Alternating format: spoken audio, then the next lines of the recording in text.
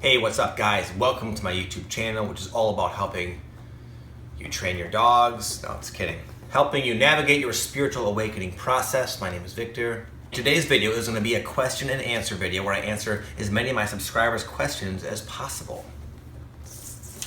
I always leave all the questions down below in the description box so you can check them out. I'll get right into them.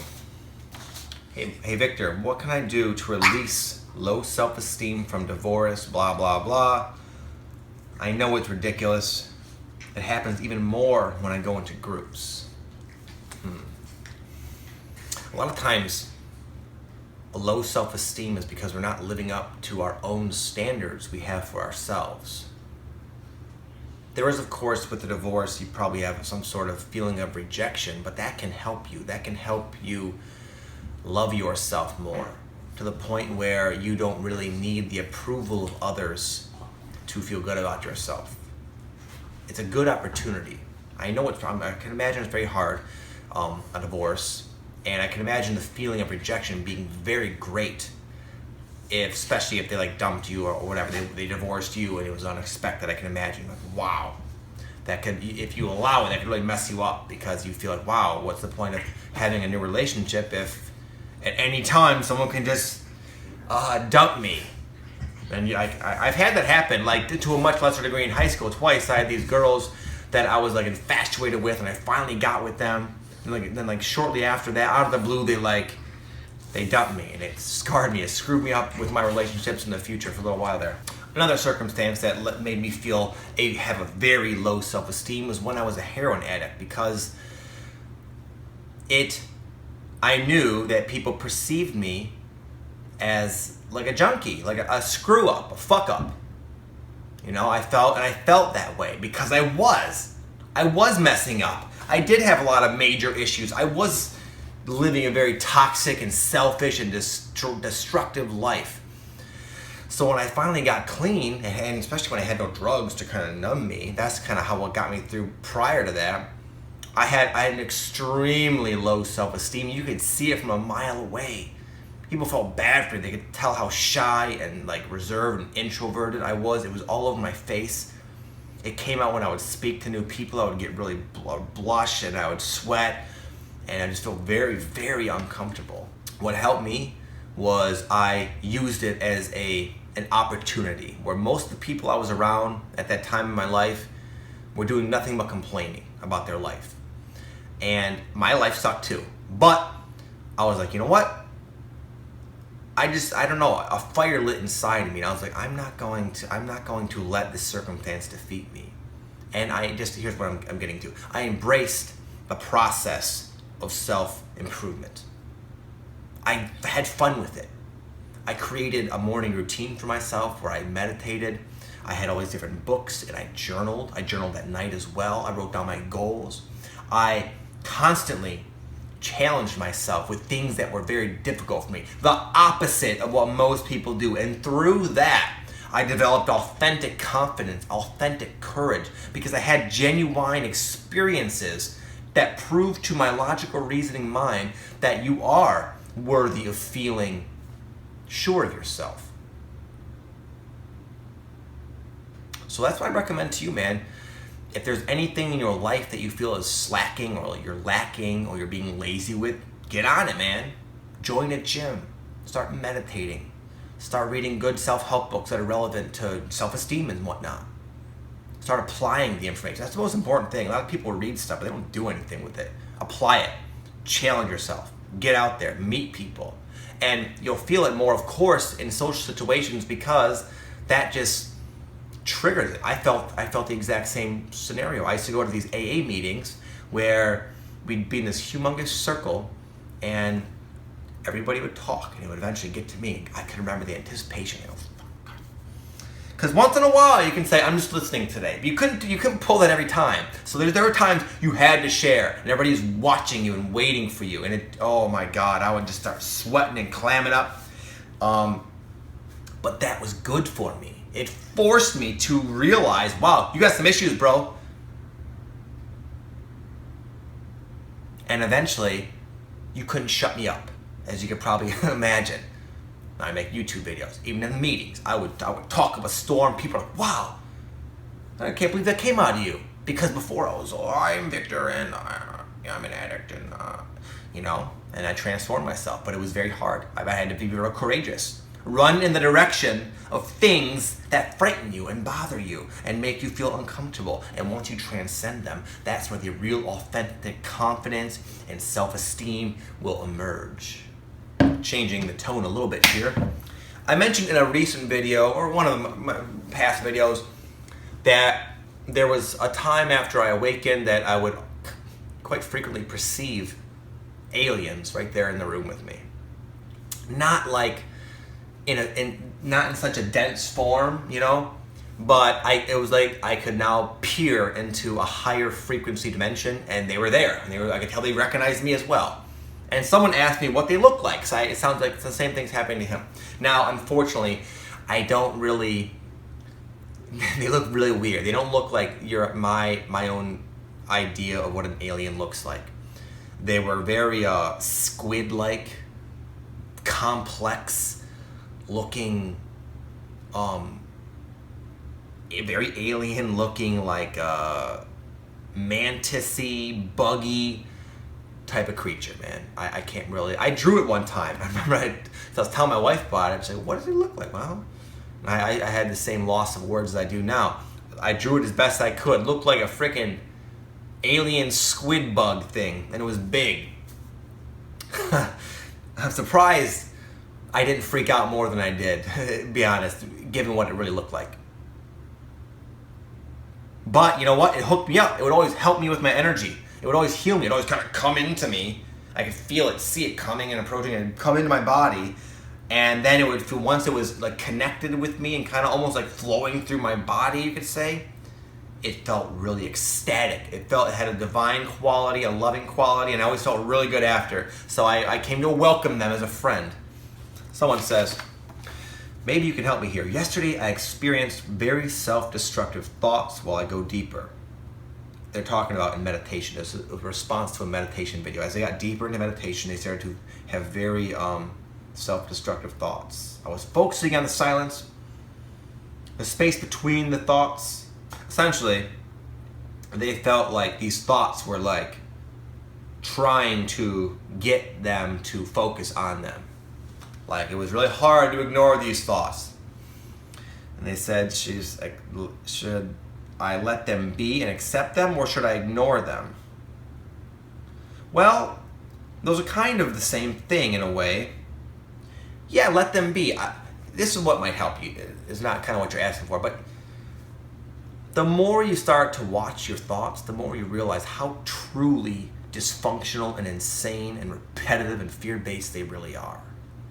So sometimes you'll have reoccurring thoughts that are a way of diving deep inside of yourself to discover why those thoughts are manifesting for you, but oftentimes it's just a product of your conditioned ego, which is always just kind of on autopilot, spewing bullshit into your mind. Most of the time, I ignore it. Some people criticize me, oh, you shouldn't ignore it. I feel like you won't really ever get out of the house if you stop and analyze every single dysfunctional thought that pops through your head. Maybe I'm just a weirdo and you guys have less than them. I don't know, but I don't think that's the case. So, but in your case, as you come deeper into the meditative state, anything goes, man. You could have blissful connections. You could have nothing, the void. You could have like a real immersion of your ego where it's just like all over the place. It's okay, man. If your purpose is meditation, then I would just stick with the meditation rather than like, oh, what are these thoughts going to do? What do they mean? That's kind of getting out of your meditation. A lot of times, it's almost like your ego wants to pull you out of meditation and it uses it any way possible. I don't think that's truly its intention, or it has the ability to like be vindictive like that. But in your case, I would just ignore them, let them be, and accept them. I would do all the above. Ignore them, accept them, and let them be. And then maybe at a later time, if the thoughts really stood out to you, you can come back and kind of look into that at another time. Someone said this, and I get this a lot lately, basically saying that their awakening is causing people to just randomly turn on them and treat them very meanly and weird. And they wonder, is this like a projection, or Is this normal? This is kind of hard for me to answer. It's a trend I've noticed with a lot of you guys. A lot of you guys who are like kind of waking up now. It feels like you're being hit kind of hard because the energies are different and manifestation is much faster. And we have the ability to manifest situations that seem extremely real and are real, essentially, based on what's going on inside of us. There's much less of a disconnect. It's more like if you're paranoid that people don't like you, you're going to have people all over your life not liking you and making it very clear they don't like you. You know, and you wonder, why is this happening? Why are these people doing this? Whenever something in your life is kind of like obnoxiously obvious like that, when there's a lot of one thing, a big noticeable pattern, that's an opportunity to look within, okay? Maybe these people are mean, yes, but don't let yourself get distracted by justifying why they're doing that, because it's a lesson, a potential lesson about yourself that you will keep attracting whatever way people are treating you. You will constantly attract that in one form or another until you finally discover in yourself why. Because you're putting a vibration out there that is causing other people to respond, usually unconsciously, but that response nonetheless is what you're experiencing. And you have to look within, take responsibility for it. Don't feel like, wow, this is so unfair, everyone's being so mean to me. That's not gonna help you. Maybe that's the case. Maybe it is sucky for you, and you just happen to have a lot of jerk off asshole people in your life, but even if you like get out of that situation, you're going to attract the exact same type of people in your life until you finally discover within yourself, why are they there in the first place?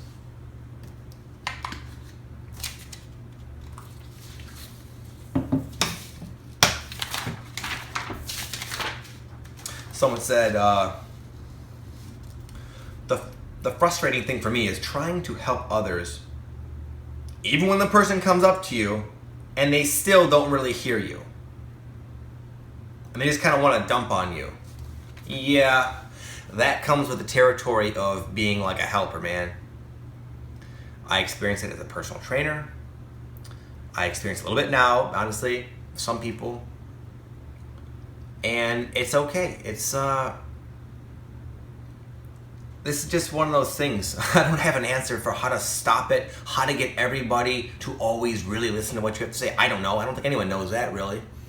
But what it has done for me, the positive I have drawn from this circumstance, especially as a trainer, because of that, as a personal trainer, it was really obnoxious. There would be a fraction of a percent, no matter how much heart I'd put into it, how much I would go out of my way, text them, call them to help them. Like, come on, I want this for you. It would seem like it would almost always go in one ear and out the other. And it was just like, but once in a while I'd get someone that I helped, and they say thank you, and it kind of made it worth it. But and for a while I resented them. I said, these people are just lazy. They're never gonna get it, and no matter what I can do, it's all on them. They're just lazy ass people. But that didn't really get me anywhere. I looked around and there were other trainers with like a better success rate than me, and I wondered why. So I started refining my approach. Sometimes it's not what you're saying. Maybe what you're saying is sound advice, but maybe it's the way you're saying it, the timing you're saying it. It'll help if you allow these people, they can help you become a better communicator and a more effective healer, okay? I have the unrealistic expectation of helping every single person I come in contact with. I know it's impossible, but I have that mindset. I don't say, well, there's only a few of these people that are actually going to get this. Because what is that going to do? It's going to make me put much less effort into my message or whatever the situation may be, right? So help that make you a better. Look at like Tony Robbins. I've been talking about him a lot. Look that guy up. He is amazing.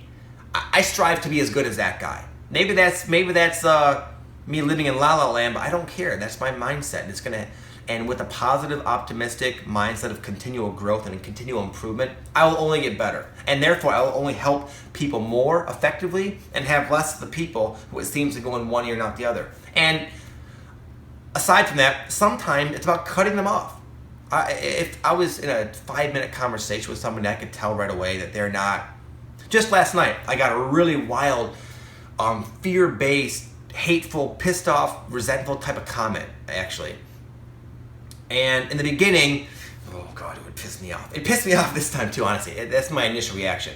But lately, I've been looking at it as a real opportunity to really test myself. Okay, this person has insulted you. They say you suck, you're ugly, you don't know what the hell you're talking about, and they pointed, wow, you're, mean things about myself.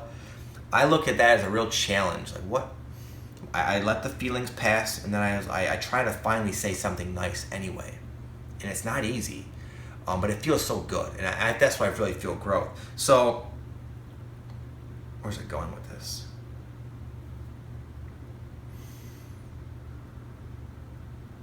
Yes, but this one particular question last night, I had the same experience. She was very mean, and I could tell it was just coming from intense pain and suffering she felt, and something I said in my video triggered that, and she just projected it all onto me in a very well-articulated, mean way. But I realized, I was like, my initial thing, I wanted to say something anyway, that maybe I could help this person, because I just knew it was coming from a place of pain. But I could tell in my own assessment that there was nothing I could say at this moment in time, with her fueled up the way she was, that was gonna do anything. It was just gonna fuel her fire unnecessarily. So at that point, I just kind of walked away. I didn't respond, and I think she took a comment off, actually.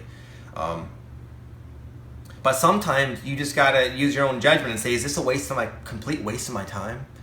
And then it's your judgment call whether you feel there's a potential to even plant a couple of seeds with this person, or just say, you know what? Oh shit, I gotta go, man. I have an appointment to get to. Just make something up and get the hell out of Dodge. Get out of there. Don't waste your time. Don't waste your energy. You know pretty well if someone's gonna be receptive or not. Hope that helps, dude. Someone says, I've heard several definitions of what meditation is. Some say it is to completely let go of everything, or to get in tune with your emotions, or to have a blank mind. What would your definition be, Victor?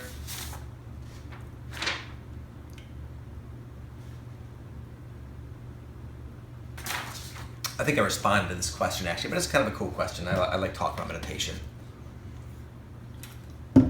I think I said, what I would say to you, man, is who cares what I think? Who cares what my definition is? What's important is you form your own relationship with meditation. Meditation can mean a lot of different things in a lot of different contexts. I simply see it as connection with the now, connection with your true self, connection with your soul, connection with the moment. You can create and work at that connection in a lot of different ways. There's a lot of very meditative people who have never did any traditional or formal meditation in their entire lives. Look at Michael Jordan, professional basketball player. Watch him play. He is in as much of a Zen-like state as the Dalai Lama when he's playing basketball. That's his meditation. That puts him in the moment where his soul's talents just take over and he shines, That could be looked at as a meditation.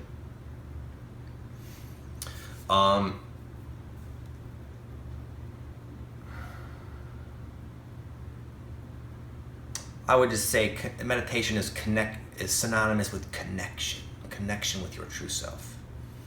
And whatever allows you to make that connection as easily and effortlessly and consistently as possible, do that.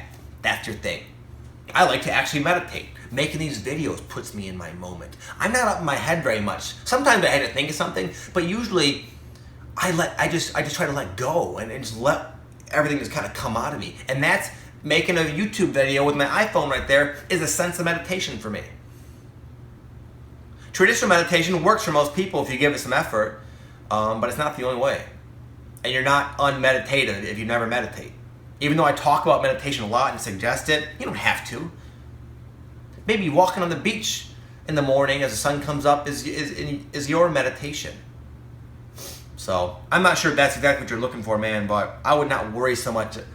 The desire to have someone outside of yourself tell you what their definition of meditation is a big time conflict and barrier to achieving meditation.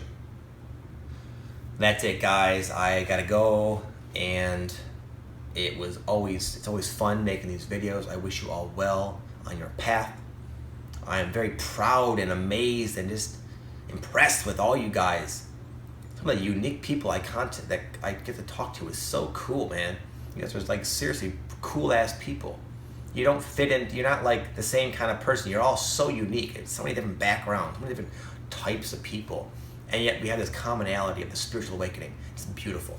So I wish you all well. Have an amazing weekend, and I'll catch you guys next time. If you have questions of your own, leave them in the comment section, and I'll do my best to hook you up next week. Peace.